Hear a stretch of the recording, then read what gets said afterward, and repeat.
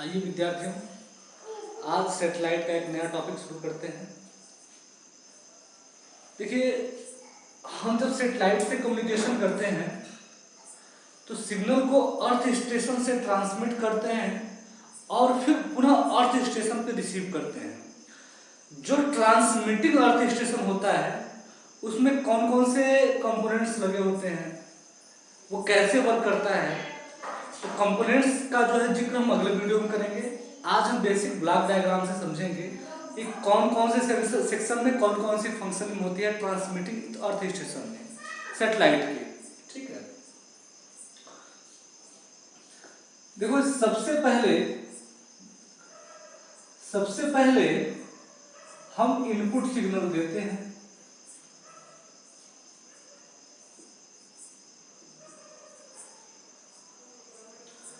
ये input signal आता है, ये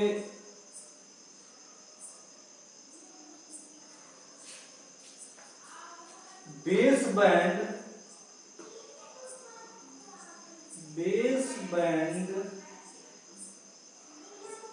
इंटरकनेक्शन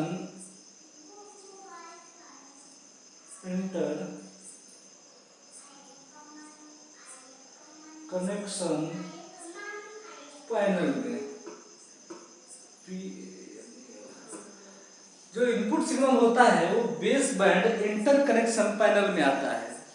देखिए, बेस बैंड इंटरकनेक्शन पैनल, देखिए बेस बैंड मतलब क्या होता है? बेस बैंड मतलब हमारा ओरिजिनल सिग्नल, हमारा वॉइस सिग्नल जिसे माइक्रोफोन की मदद से ऑडियो सिग्नल में बदल दिया गया है, उसे हम बेस बैंड सिग्नल कहते हैं।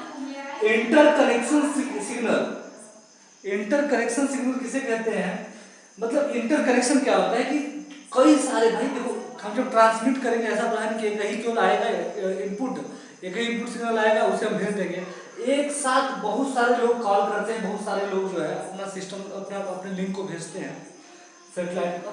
तो ये देखिए, कई सारे इनपुट होंगे तो सबको क्या करना पड़ेगा भाई? पहले सेटेलाइट जो रिसीव करेगा उन्हें इंटरकनेक्शन, मतलब यहाँ से वो इनपुट करते हैं बेस बैंड सिग्नल। ये वो पैनल है जहां से आपके base band signal, audio signal inter करते हैं अर्थ ट्रांसमिटिंग स्टेशन पे। इसके बाद ये जो सिग्नल होता है इसका मॉड्यूलेशन प्रोसेस पुनः यहाँ पे संपन्न किया जाता है।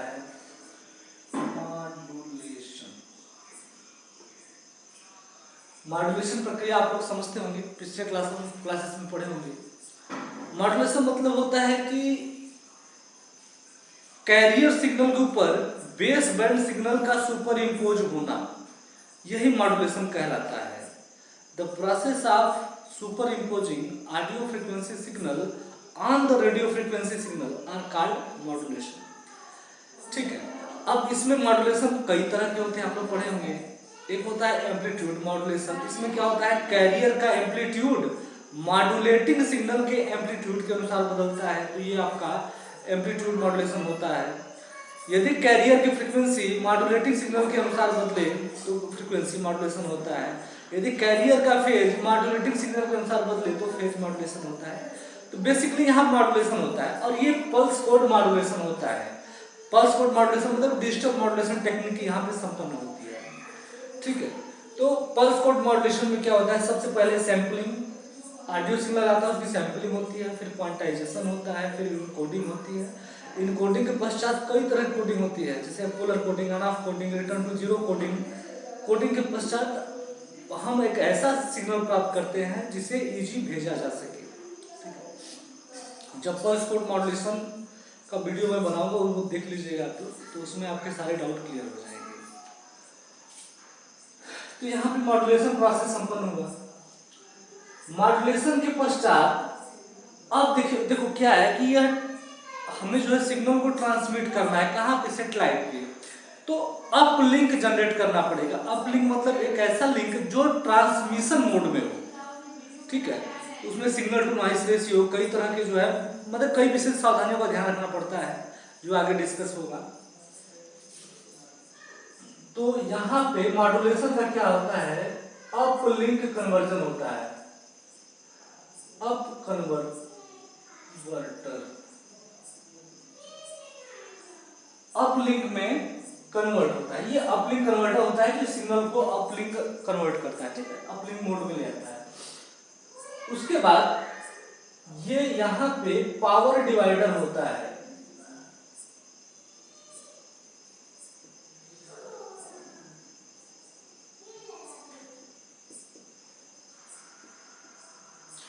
पावर डिवाइडर क्या करता है कि इस सिग्नल के प्रत्येक भाग को पावर डिलीवर करता है, जैसे कैरियर में या अन्य में, कि इतना पावर जो है डिलीवर करता है कि वह सिग्नल अगले स्टेज तक जाने में सक्षम हो जाए।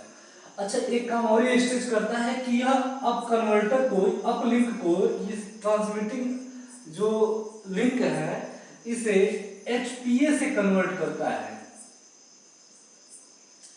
एचपीए, हाई पावर एम्प्लीफिकेशन, ठीक है, एचपीए से कन्वर्ट करता है। एचपीए हाई पावर एम्प्लीफिकेशन, मतलब ये जो सिग्नल हमारा आता है उसका ये एम्प्लीफिकेशन करता है, ठीक है। एचपीए के पश्चात देखिए यहां पर क्या है, कई सारे सिग्नल है भाई, एक और यहाँ पे भाई यदि ये सिग्नल आया तो इसके लिए अलग इसका मॉड्यूलेशन प्रोसेस होगा। कई सारे ट्रांसमिटिंग मतलब एंटीना होते हैं इसमें, अर्थ स्टेशन पे मॉड्यूलेशन हुआ, फिर अप कन्वर्टर हुआ, फिर पावर डिवाइडर यहाँ लगा होता है, इस सेक्शन से आया, फिर यहाँ पे एचपीए होता है, फिर इस तरीके से मेन बहुत सारे होते हैं transmitting system, transmitting antenna, transmitting channel, कई सारे होते हैं, जिससे कई सारे सिग्नल एक साथ जो है आगे प्रोसेसिंग के लिए पहुंच सके। अच्छा, इस सारे सिग्नल को यहाँ पे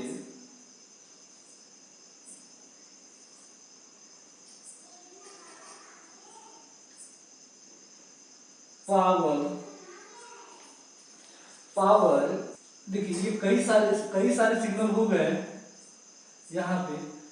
इन सारे सिग्नल में क्या होता है कि सारे सिग्नल कंबाइन किया जाता है। कंबाइन करने के लिए यहाँ पे पावर कंबाइनर का प्रयोग किया जाता है। सारे सिग्नल पावर कंबाइनर पे आए, पावर कंबाइनर के पश्चात इन सिग्नल को बैंड पास फिल्टर की मदद से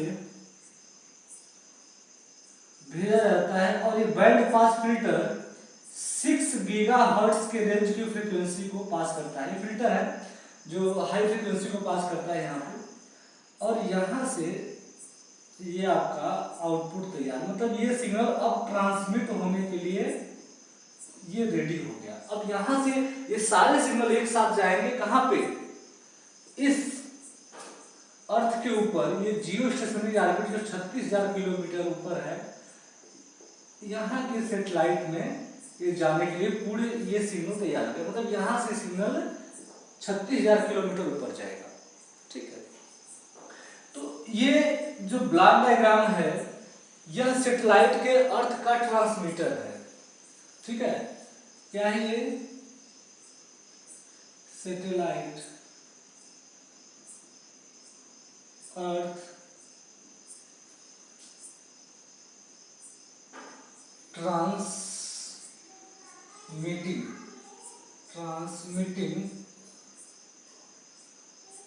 सेक्शन, सैटेलाइट अर्थ ट्रांसमिटिंग सिस्टम। ट्रांसमिटिंग स्टेशन कह लीजिए, ज्यादा उपयुक्त वर्ड है, ट्रांसमिटिंग स्टेशन। ये क्या है, सैटेलाइट अर्थ ट्रांसमिटिंग स्टेशन है आपका। यहाँ से हम अपने सिग्नल को ट्रांसमिट करते हैं, ठीक है। तो आई होप आप लोगों को ये बात समझ में आई होगी। अगले वीडियो में मैं अर्थ रिसीवर की बात करूँगा, सैटेलाइट अर्थ रिसीवर की। Thank you.